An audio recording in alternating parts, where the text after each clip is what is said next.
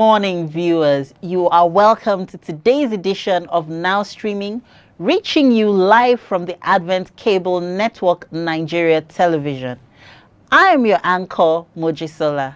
Viewers, we look forward to having you join us on the show today as we discuss trending news and issues affecting us. I have with me this beautiful morning in the studio, Barristeratrice Akara, a political analyst. You're most welcome, sir, and thanks for joining me this morning. Thank you very much. Good morning. Good morning. Yeah. Let's get into the trending news of today, Tuesday, 24th of August, 2021. Sunny day. Yeah, thank God. It started like that yesterday, only for me to see rain at some point. And I was like, oh.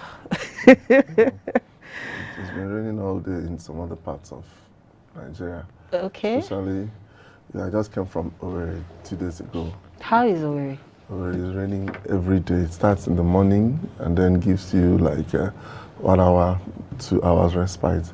Then in the evening, the heavens will open up again. But how is Owerri politically? Generally, everything is quiet.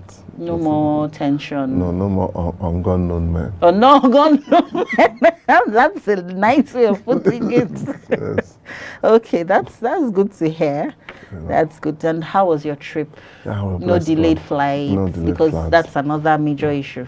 It's okay. God help us. Yes. So our first headline this morning: Court restrains Uche Secondus from parading himself as PDP national chairman. That's the High Court sitting in Port Harcourt. Yeah. Well, Nigeria, everything and anything is possible. Uche Secondus have been having a running battle with his godfather, Wike, and they don't want him to come back as the party chairman. Maybe they approached the court in Degema, somewhere in Rivers State. But what I'm particularly piqued about is how the court, by motion ex parte, restrained him from parading himself as the PDP chairman. You can, restrained him from parading himself even as a member of PDP. Yes, I saw that member and this is the Constitution guarantees every citizen freedom of association. Okay. How can you derogate from that? How can you derogate such constitutionally conferred right on the citizen by mere motion ex parte? You didn't even allow the person to come and express his own view. Break it down for those of us that don't speak Latin. Motion ex parte is when you approach the court seeking an order, for seeking an order against the other party without putting that other party on notice. That is to say, you come alone. Ordinarily, when you come to court, you come to court and then you serve the other party. Yes. To come and also, speak concerning the particular issue you brought him to court. Now, that is motion on notice, that's the normal process. But when you come by way of motion ex parte, that is to say, ex parte, it is against the other party, that is, the other party is absent. So, how can you, when the Constitution gives somebody the right to do something, if the court will take away that right, the court must hear that person out. Now, the court took away your freedom to associate, your right to freedom of association as guaranteed by the party. The court suspended it without even listening to your own side of the story. The court, what I expected the court to do was to, no, we're not going to grant this, put him on notice, and then let him come before we can, make such an order. But in Nigeria, everything is possible. That means this thing is a lot more serious than we're hearing. I mean, it's bringing up serious questions and concerns in my mind that also, I'm sure there are circumstances where such a motion can be granted, like generally. But this one is not sounding like one of such. Yes, assuming the court court being the arbiter between when two people are fighting, you go to court, you understand? Yes. And court will always listen to the other party. The court can, in their wisdom, grant the motion, you understand, this application by this other side against secondus. But it is necessary and binding on the court, you understand, to order them to invite him, to put him on notice, to tell him, come, somebody is seeking this order of court to expel you from PDP. Our next headline this morning, and it was one that cost me a bit of my heart skipped 1 or 2 beats when I saw the first line. It says, and I will quote it exactly as I saw it, it pays to be a terrorist in Nigeria. Okay. Nigerians react as UN uncovers federal government's secret payments, free apartments, training for Boko Haram commanders. Really? That's terrible. That's exactly why they keep on kidnapping people and making high ransom demands, and they are paid. Even governors like El-Rufai keep on justifying it one way or the other. They will justify it today, and tomorrow they will come and say they are not paying, and yet. I mean, so this report was by the New Humanitarian.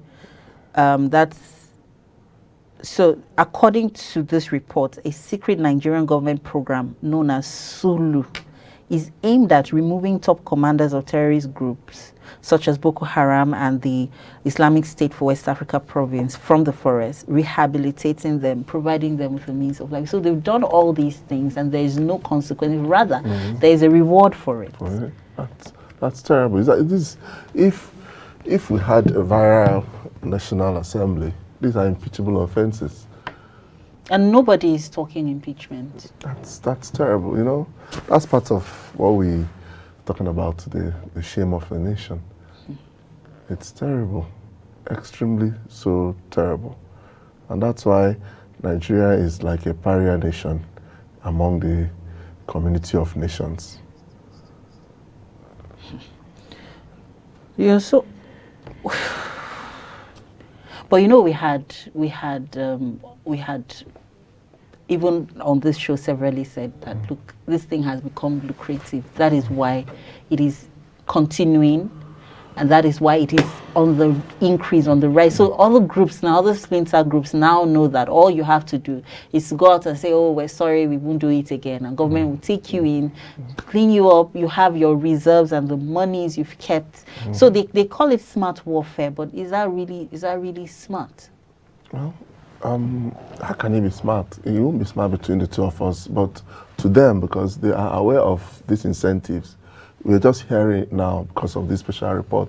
Ordinarily, if not because of this NGO report, we wouldn't have heard about it. But to them that are being paid, when this cell receives, the other cell will be aware of it, and then this information keep on circulating among them, and it keeps encouraging banditry, terrorism, because the state is actively sponsoring. So now, I was just thinking of the IDPs, and yesterday here we had the Bishop of Zonkoa, and we had the national youth leader for the Southern Kaduna organization here on the show, and they were talking about how the bishop said there are IDP camps and the governor has not visited even once. Oh, states that.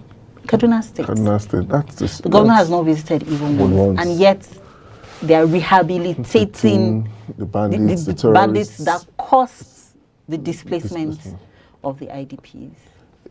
It's terrible. So imagine how, and every action has a consequence. I don't even want to imagine how the IDPs are feeling about this whole. No, we only sit back and pray and say God should take control. Whereas on the issue of spiritual matters, we act for God, but on the things that concern us, we say God should take control. all these things should demand for citizen action. The citizens should rise up and take control of their country. Discussing it, reporting it, these things are not, like somebody said, identifying a problem is not leadership. Leadership is taking actions to address issues and bring solutions to them. So I think we should take action. What kind of action can? Yeah, communities, all these bandits, just like the security outfits in various communities, people should come together, secure your environment, secure your domain, secure your community, secure your local government. Citizens should rise up and do all these things because we are living in these are unconventional times. True. So we should also come up with unconventional measures to solve all these kind of problems. And in view of that, we have reports of Katsina State. Villages were attacked. A village was attacked in Katsina State. Women were raped. 12 were killed. We have Zamfara State. 4 killed, 50 abducted. We have unknown men. Kogi State. Unknown men. Yes, Actually, 2 policemen killed, others injured in Kogi State. Wow. So that's Katsina. We have Kogi State. We have Zamfara State. All within the space of 24 hours. And then you're saying amnesty. Amnesty. Oh, gracious. And yet, on the other hand, you are busy arresting Sunday Igboho, arresting Nnamdi Kanu, agitators who are only reacting to the insecurity status you have created. You are not addressing the causes. You're only addressing the consequences of what you have caused. This whole thing, it sounds like a man that goes to drink, wakes up with a hangover the following morning of his own doing, wakes up with a hangover and decides, well, this headache is too much, and takes a hammer and starts hitting his head with it to cure the headache that was caused by his overindulgence the previous night. You can imagine. It sounds funny, but that's exactly the truth. It's apt. And, so now there are also reports of a village. Now, that's the thing. I've been trying to get the exact place, that this is happening, but they just said a village in the north. Okay. The villagers have been gathering money and stockpiling weapons to face armed bandits. Yeah, I think that's... They're tired. I think that it's constitutionally guaranteed. You have the right to self-defense entrenched in the Constitution. So the Constitution expressly states it. So people can take up any form of self-defense that they want. Since we know that even the law enforcement agencies are complicit in most places. They're complicit against the people supporting these bandits. So you have to take up the mechanisms to defend yourself. The funny thing is, even the Arewa leaders are against this whole amnesty thing.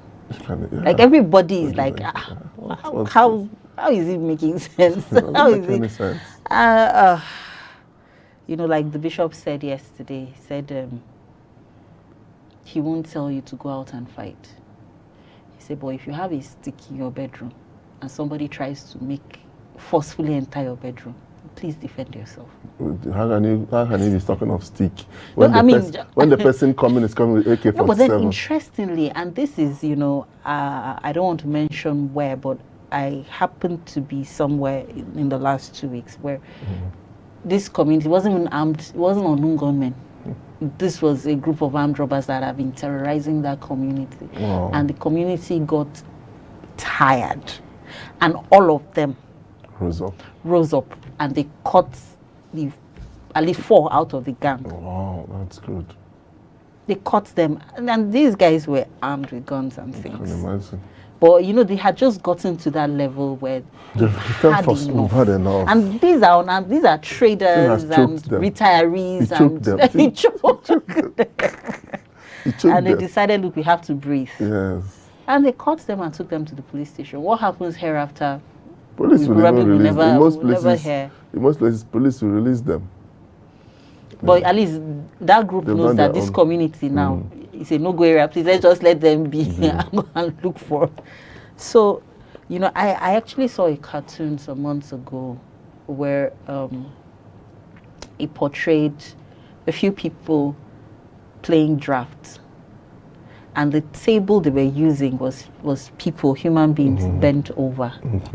And the caption was, those people under that table do not realize that they are more than the people playing draft on their heads. All they need to do is just come out. Get up. And the table and the game is... But the problem is, the game is you only saw the room with the people playing the draft, the oligarchs playing the draft, then the commoners bent over holding the table for them. That's what you saw. But outside there are police people, there are guards holding guns. And before the guards get into the room, at least something would have happened. That draft game would have ended. And then they will not leave the room alive. Well, at least the draft game is over. Then they will go and recruit another commoners that will now carry the table for them. Oh, it's so let's quickly move over to Edo State. Okay. And there's an intercommunal war, and Edo community has sent an SOS to President Buhari, and they say that's the people of Oke Oroma community, that's in Ikpoba Okha local government of Edo State, have sent an SOS message to the president to rescue them from their neighbors, Amagba and Obazagbon communities of Edo local government.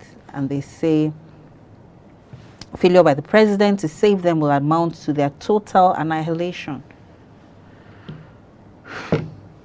And they're appealing to the president to order security agencies to bring an end to the injustice being meted on them by youth from the neighboring communities. And so they've had several houses razed down. They've had their town hall, you know, razed down. They've had their village head's house has also been destroyed in the fracas. So, you know, the Constitution confers on the governors the responsibility of being the chief security officers of their states. And not only that, the governors also are given a certain amount of money on regular basis, monthly, called security votes. Okay. I think we are strictly interpreting that section of the Constitution by making it possible for the federal government to control the arms and apparatuses of state security. If the Constitution says you're a chief security officer, I think you should interpret it to put into mechanism ways and means to really function as the chief security officer. And if the federal government will let them go to court. If the Constitution says state governors are the chief security officers, I'm sure the Constitution also created the state police. Sorry, the Constitution also created the Nigerian police force. Yes. Created the army. Yeah. But maybe although I'm a lawyer, I'm not supposed to, well, let me say that I'm not sure the Constitution, but I have to go and verify after this statement. Please do. Yes, I'm not sure the Constitution excludes the governors as chief security officers. Said being a chief security officer does not mean you should set in motion things to secure your state. Because when you say that somebody is a chief security officer, it contemplates that you also have given that person the responsibility, the authority to put things in motion to function in that position.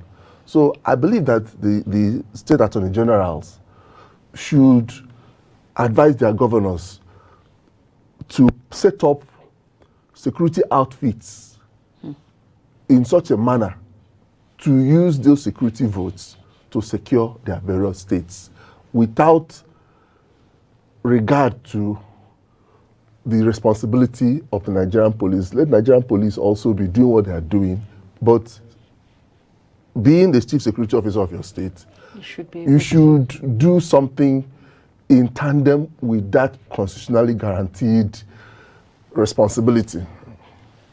Do you understand what I'm saying? Yeah. So, so this will help us. That section should not be construed, should not be defined strictly.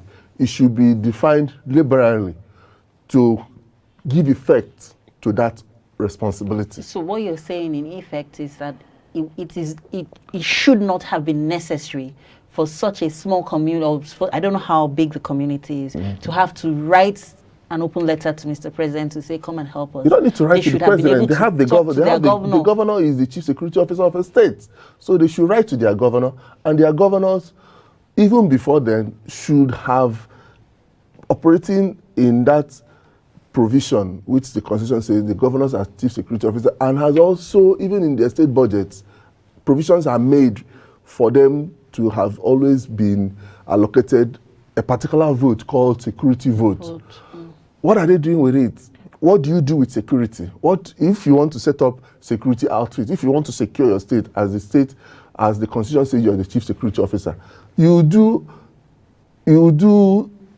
are some paraphernalias. There are some things you do. Buying arms, training people. These are. If anybody says that it's police that you no, the Constitution provides for the police to be there, but you are also acting to implement, to give effect to that constitutional provision that says you are the chief security officer. So you have to take XYZ steps to function in that responsibility. Wow. There's a whole lot more that happens and that we don't know. But yeah, I'm learning. And I hope somebody out there is actually listening and taking notes. And on that note, this morning there was an interesting interview on channels, an exclusive interview with the governor of Benue State, Otom. And the headline reads, Buhari has a hidden agenda to Fulanize Nigeria. I don't know if you caught that interview. I've said it here several times, even last year when you guys invited me here. And when also sometime earlier this year, I think you were the one who asked me that question to make a comment on the report by the Foreign Council, the Council on Foreign Relations. Relations, yes. That they made such a prophecy. I said, those things are not prophecy. They are patterns. They have observed the pattern, the antecedents, the consistency in actions and decision of this current president. And it can only lead to a predetermined outcome.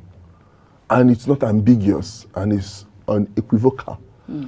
So Otom coming up to say such a thing, you understand, it's not a prophecy, it's obvious.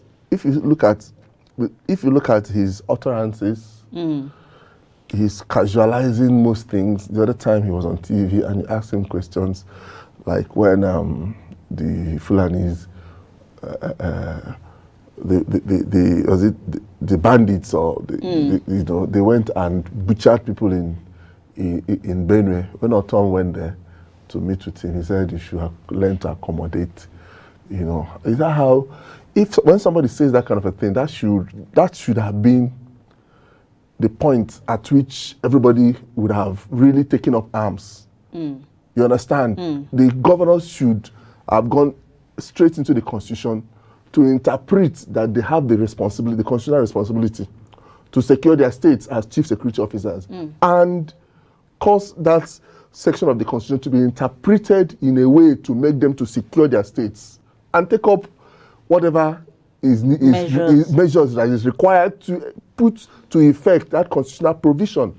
We should not be interpreting constitutions in the breach, we should interpret it to give it teeth, to give it effect, to make it functional. How can you be a chief security officer? All you do is just to collect money. And that's not what the constitution. That's not what the constitution contemplates. Security means securing lives and property of the state, of the citizens. That is so. How are you? What is the functional aspect of it?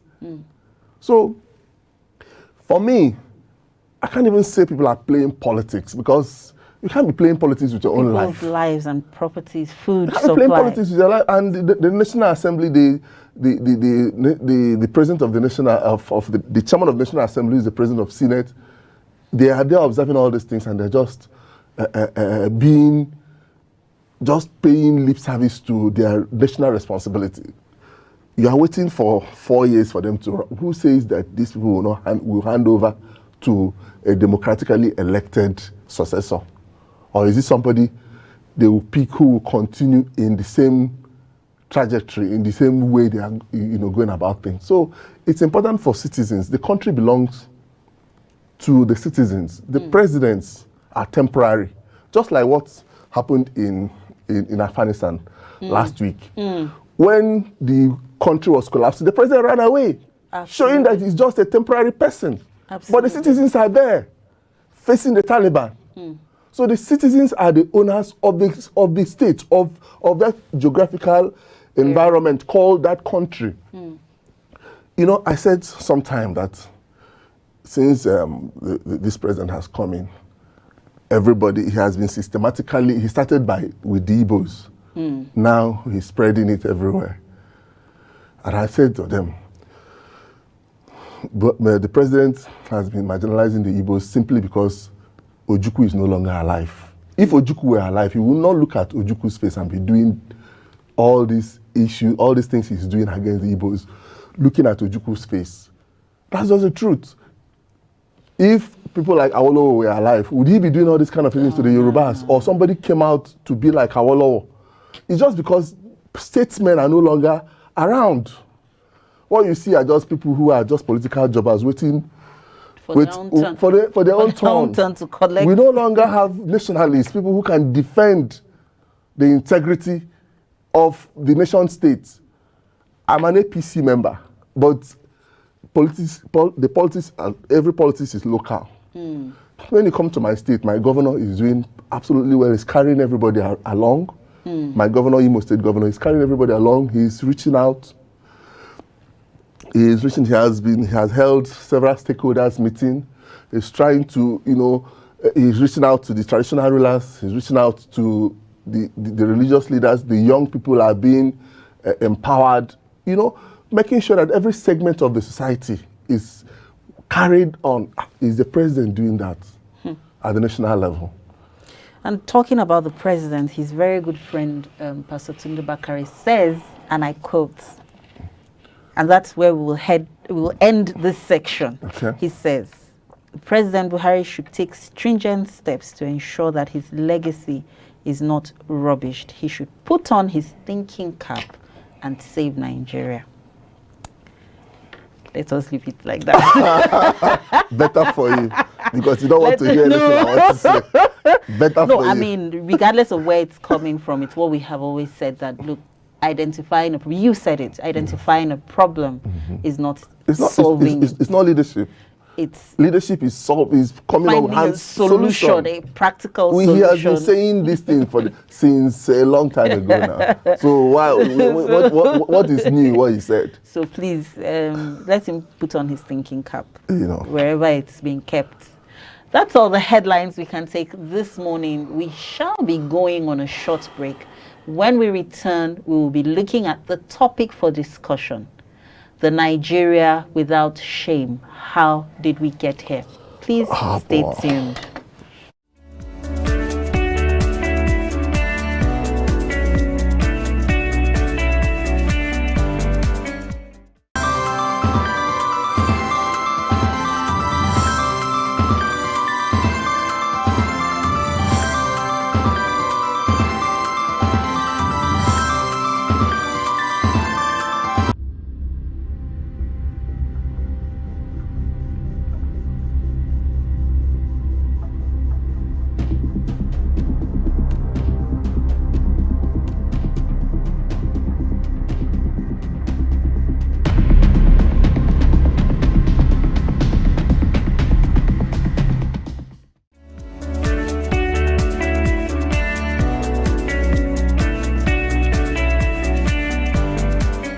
You're welcome back. And in case you're just joining us, this is now streaming on ACNN TV.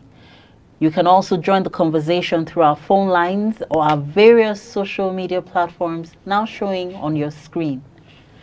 Shame is the feeling of embarrassment or humiliation that arises in relation to the perception of having done something dishonorable, immoral, or improper. While shame is a negative emotion, its origins play a part in our survival as a species. Nigeria, once known as the giant of Africa, is now known as the miniature of Africa. What a pity. Viewers, with this, we welcome you to the discussion segment where we'll be looking at the topic, the Nigeria without shame. How did we get there? Our guest today will be taking us through the topic. Still with us in the studio is Barristeratrice Akara. Once again, you're welcome. Thank you very much. Good morning. Sir, kindly enlighten our viewers on a Nigeria without shame. Mm-hmm. Wow. That's inviting me to criticize myself because I'm also a Nigerian. And it starts somewhere. we have to yeah. Lance the abscess before it heals. Yes, let me start from sports. Because okay. I used to be a sportsman, played football. Interesting. Yes. So how come you didn't go ahead to make millions for us? I had a very nagging knee injury. Oh, sorry. It's talking about the shame of a nation, Nigeria. Using sports as my rider, you find out that there was a time in this country where Nigeria was the pride of Africa in terms of football, in terms of, football. We went to 1996 Olympics at Atlanta. We won the gold. Yeah. Choma Juma, and then you talk of, athletics, people like Ebunike, people like Sunday, this former police officer, I think he's late now. I used to see him at National Stadium, Lagos then. Sunday, I forgot his name, yeah. You see Mary Onyali, people like Mary Onyali, people like Kano Wankwo, Nigeria, whenever we went for, any world event in sports, Nigeria was always taking the lead for Africa. Then when you travel overseas, when you say you're Nigerian, they say, are you from Kano Wankwo's country, or are you from, people like Shegodegbami? Yeah. But now we went to the Olympics. We managed a silver medal and a bronze medal. A country that is touted to be more than 200 million citizens and residents. Then Australia, a country with 26 million. Australia with more than 17 gold. Nigeria with more than 200. And even some of the people who won gold or silver medals for other countries are from Nigeria. Unfortunately. So it's like a skeleton. It's like, the flesh is now a skeleton. The glory has departed. Why? All these things, leadership. So the shame of a nation. Now, you talk in terms of medicine. Since the advent of COVID, I think a lot of countries are coming up with, solutions, coming out with vaccine. No Nigeria. Nigeria, we are just there importing and selling, You talk of music, just take a listen to the people we celebrate as musicians. Listen to what they sing. Just singing sex, singing. Don't get me started on that. Singing things that will not, just singing things that you don't even want to listen to. You can't even listen to some of their songs with your children. No.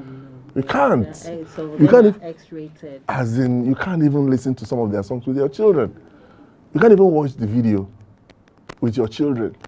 It's just a downward, cascading to nonsense. And so, because most times when we talk about the shame of a nation, we want to limit it to politics. It's all-encompassing. You go to religion, Christianity, Islam, or, find out these days they interpret Islam I was listening to Mujib Dahiru this morning. You find out that even in Islam, inside Islam, some of them say that you are not part of us. You know, they now make you to be un-Islamic because of the way you don't believe in what they believe. You go to Christianity, it's all about money. It's all about, most people don't go to church these days because they don't have money for offering. Because you go to a church, offering will be, especially if you go to some of the local churches, they will use 30 minutes to preach, they will use 1 hour to collect offering 7 times. Most of their messages is offering. Most of our factories, we don't even have factories. If those days when we were in school at Unilag, if you go to Acne Street, this Obakran area that used to have flourishing companies, they sold them and became churches, warehouses, because people who were formerly working in factories, people came and bought those factories, converted them to churches, and then started praying inside churches for people to get work. Where are they going to get the work? You have bought their workplaces and converted it to church, and you're not praying for them God will manufacture work from heaven. It doesn't work like that. All these things have been a consistent spiraling into non-entity. So it's not just about the political class. Then you talk about the politics. See what we're faced today. See how did we get here? So it's a systematic descent to anomie, to a state of anomie, to a state of losing our own identity. Even in Africa, we are called the giant of Africa. Are we still giants? Are we? Okay, so with everything you have said, it's a twofold question. Are there warning signs that we should have looked out for? And if yes, so are there warning signs and stages to acquiring failure in a government? And if there are, what are they, and then how did we get here? Yeah, I will tell you. I will tell you for free because yes, even as a lawyer, I'm not going to charge you legal fee to tell you. Yeah, I will charge you. And also as a politician, I have contested to represent my constituency twice. Okay. In the National Assembly. Okay. I can tell you, under the People's Democratic Party, you come to a party setting, nobody talks about your manifesto, nobody talks about what you intend to do for the people. And all through the seasons of electioneering, campaign for the party nomination, all they talk about is just money.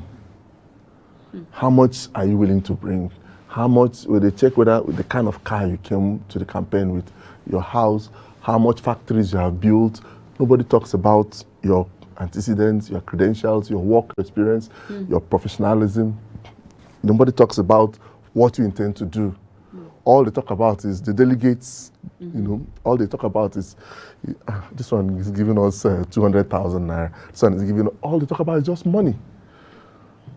Let me tell you, this is a telltale sign that you can't imagine if running for federal house, like I ran for federal house, or those who ran for Senate, or those who ran for, as in to be governors. You couldn't have spent close to 1 billion naira, or even more, and then you enter there and you don't recoup. It's not possible. You're not a Father Christmas. So what it means that the people have collected upfront the dividend of democracy through their delegates. They've collected it. So that's what's going on in this country. And it's still going on as we speak. That is why you see they will go to one ABGA will be doing primaries in Anambra. Somebody will go to Jigawa, a territorial jurisdiction outside the place, and obtain one Jankara judgment or order of court without even putting anybody on notice. And they will just give that order, and you come and INEC will accept it. So it's a whole systemic collapse. what do you see if the clouds are gathering? Don't you know that it's about to rain? Absolutely. Can you get 45 degrees when the clouds are gathering? As in 45 degrees of sunshine when the clouds are gathering? It's not possible. What are we talking about? So, in fact, I almost hesitate to ask the next question because I was going to ask: can you see the current leadership in Nigeria taking us out of this shame? Really? So, let me help you in answering you. Let me help you in answering you. It's like asking a lawyer to do a surgery, on cancer, maybe to remove cancer from somebody's body, because he's not equipped. He doesn't have that kind of skill. He doesn't have that kind of training. The kind of political class you have today, do they have that kind of training? What are their antecedents? So far, some of them, this is their first tenure in office. The Bible says, from their fruits you shall know them. From what they are doing so far, do you think they have any form of, there are chances that they can do differently? Is it possible? Now also, the legislature that is supposed to be there, go to every state legislature. Is there any single state legislature in this entity called Nigeria, or in this geographical entity called Nigeria, as Awolowo put it, that can say that they are there to put their governor on, to put the governor on his toes, to challenge the governor and demand effective leadership in the country, in their state? Is it possible? Is the legislature that, when we were in school those days, in secondary school, they say three arms of government, yes, for checks and balances. Yes. Who is checking, who is balancing who? The fourth estate of the realm, the media, they've nearly clipped their... They've even banned them from reporting certain things in this country. They've clipped their wings and tied everything. So you find out that you can't expect, what do you expect? And the people are docile, just going about, and those in the church are just there looking for a miracle, asking God. You always pray in the church, ask God to come and help Nigeria, but you don't ask God to come and build the church. You collect money from the people to build the church, which is actually God's building. But when it has to do with building the nation, you want God to come and build it. How can you ask God to build the one you can build, and then you ask people to build the one you can do, that God is supposed to do? And they think that everybody even cooperates foolishly. I'm sorry to use that as in that phrase. It's a misnomer. It's a complete misnomer. Okay, so our Minister of Information had said, and it's been widely quoted, that Nigeria is not a failed state and never will be. If you were in the position of this Minister of Information or any other leader, what would you do to avoid making Nigeria a failed state? Or rather, to save us from where we are now, although they claim it's not yet failed. So from where... Well, they have facts and figures. We are just seeing the repercussions. So, so if you were in that position, what practical steps would you take to turn things around? First and foremost, you have to understand that as a Minister for Information, part of his responsibility includes propaganda, making you believe that something that is very bad is very good. Really good for you. That is part of his responsibility. And I think he's doing a good job doing that. Okay. But you and I, we know the situation on ground. You go to the market. Don't remind me. So we know what's on ground. But I will even want to be optimistic that Nigeria is not a failed state. Okay. Yes, because we are still here. Afghanistan, their president ran away as a failed state. Our president is still in control. Yep. You understand? So, but the onus to make Nigeria, to revive Nigeria, lies in our hands. The people are still the sovereign. The people are still the sovereign. My own problem with Nigeria, let me tell you, there are three people I have identified as the main problem of Nigeria. Okay. Why Nigeria is the way Nigeria is. The military. I always challenge some of my military friends. I have some friends in the military. And when we talk, I always tell them, and they understand. The military, the president, just like Kabul, what happened in Kabul? When the president found out that his own military cannot defend him, he ran away. But today, everybody, there is a grind. People are suffering. The only reason why Buhari seemed not to understand what's going on is because the military are still supporting him. If the military has been loyal to the constitution and not to Buhari, Nigeria will be a different situation. If they should tell him the truth, Mr. President, they don't need to do a coup. They should be loyal to the constitution. A democratic government is always better than a military government. Anytime. So, and the true professionalism of the military man is to be loyal to the constitution and to the commander-in-chief, to the extent of the commander-in-chief giving you legitimate command as guaranteed by the constitution, as provided by the constitution rather. Okay. That is it. So we have another aspect is another section is the legislature.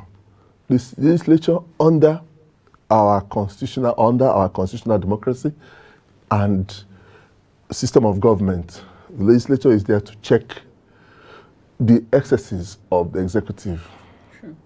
They appear to be complicit, they appear to be sleeping, they appear to be in coma. You know. And then the rest is the media. The media are no longer fighting the way they used to fight. The media has transformed to a business, enterprise. Just pay them; they will tell you what you want them to tell you.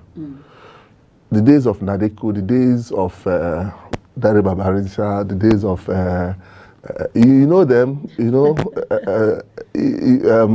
Delegiwa, the rest of them. These were fighters; those who fought for this democracy were enjoying. But they fought against Abacha, you understand? So I think the time has come also for them to put Mr. President on his toes. I have always believed that Mr. President, I don't know how he changed, because I was a young boy in secondary school when he came in before as the military head of state. And all his policies were pro-Nigeria, was to make Nigeria okay, was to make Nigeria to be a disciplined state. His war against indiscipline, all those things. I still recall in government college over then, But this time around, it's all about Fulani, herdsmen, all these. When people are talking of going to the moon, they're talking of cattle, meat, just meat. Not everybody eats meat in this country. Even when you're above 40, you stop eating meat. So why are we making it like as if our life depends on meat? So for me, it's like a red herring. They're using that as a red herring. There's something they want to implement. And it's not nationalistic. You should know that he is a Nigerian. Whether he's coming from Chad, he's told us that his cousins are from Chad, his first cousins. So which means he just directly told us he came from, sorry, is it Chad or Niger? Niger, sorry. He just indirectly told us he's a Nigerian. No. But fine, he's a Nigerian now. No, you can't, after Obama, his father was from Kenya, first generation Kenya, and he became so that's not a problem. But while you are here, satisfy your conscience and do what is proper. Do you get? And make sure everything is okay. So if you were now Mr. President, yes, what is the first thing you would do? Or what are the first 3 things you would do? I will rule Nigeria according to the constitution. Where there is a law, you understand, all you need to do is to follow the law. Jumpstart the economy, liberalize the economy. Stop all these fuel subsidy. Allow a free flow of market economy. Help SMEs, help all these small scale. They employ more people. Africa has about 60% of the world's arable land. Okay. And Nigeria is quite expansive. So let us go back to commercial agriculture, like some of us are doing. By His grace, I'm into commercial agriculture. I just started onion farming in Imo State. Nice. Yes, at a great level. Yes, and rice. I know Yeah, rice. I know you do We're rice. doing rice and Okay. we're doing onions. Nice. I'm venturing into onions and doing rice. As we speak, they are clearing and preparing the ground for our Jamila rice. I want to introduce long grain Jamila Long grain rice. from Nice. Gombe to Owerri. We're doing it at the commercial level. Okay. So you're saying jumpstarts the economy, face agriculture. Yes, and what's the third one? SME, support SME. But the present government is actually trying to like support SMEs. That's what they say on TV. How many people? I know one or two people that have actually benefited. I know Bank of Industry. Okay. I know one or two people that have benefited. Yes. Okay, you give them. How much are you giving? How much are they giving them? They did not tell me. And then you provide an insecure environment. That's not enabling. That's not enabling. You understand? You give them an insecure environment. They can't even carry. You can't even carry your finished product from one point to the other without the risk of being kidnapped or risk of somebody attacking you. Do you understand? So security is another aspect. Make sure that all this banditry, criminality is checked. Clear ISWAP or what they call them, what Boko Haram, clear them. These are, you go from here to Kenya and to Benin Republic to arrest people, but you cannot arrest people inside your own country. It shows that these are deliberate policies. Do you get? So if, like you asked me, if I were in that position, what would I do? These are the things I would do. So maybe you should look in that direction. Don't worry, I've registered. I will come and vote for you. So what's your last word to our viewers and our leaders? Yeah. And by leaders now, I'm talking both leaders in the political space and leaders in church. So what is your advice? What's your last word? I would say that we should stop playing brinkmanship. Stop acting brinkmanship. Stop acting as if the world is going to end tomorrow. You want to get everything now in case the world ends tomorrow. Have short and long-term plans. Let the churches take up the position. Let the managers of the school, let us train our children from primary to university to make them to be entrepreneurially equipped. Don't train them to be employed. Train them to create employment. Let the churches train people to be honest, sincere, to show integrity. Don't always put money.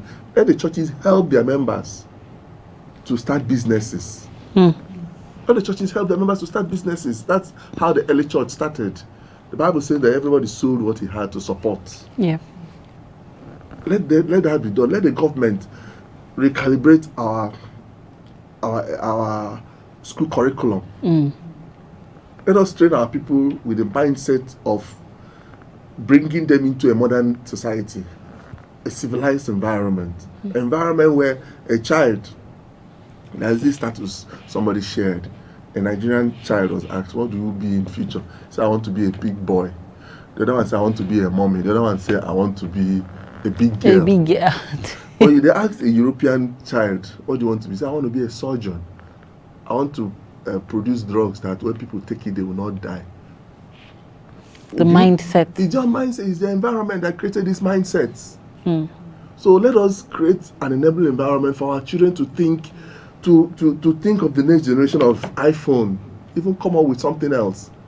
To take generation of new cars, to have the patent, to jumpstart our economy, to make our environment better. We have the natural endowment from God to be even more than the Americans, the Europeans. That's what I will want to see in the future. If I'm not even in the future now. Thank you so very much. Thank you so very much. You've given us a lot to think about and to work towards. And thanks for gracing our invite. Thank you. And I know you're coming again. And viewers, this is where we call it a day for today's program. Till we come your way again, same time, same station tomorrow. Be a law-abiding citizen. Be vigilant. If you see something, please say something. And always report criminal acts to the appropriate authority. Do good at all times. Register for your voter's card so that we can vote for Barrister here when he decides to run. If you haven't. If you have registered and you're yet to get yours, please get yours. Be a card-carrying member of a political party. Be ready to be actively involved in politics. Government is for everybody and not some selected few. Remember, God is the ultimate protector and deliverer, and therefore put your trust in Him. Have an awesome day.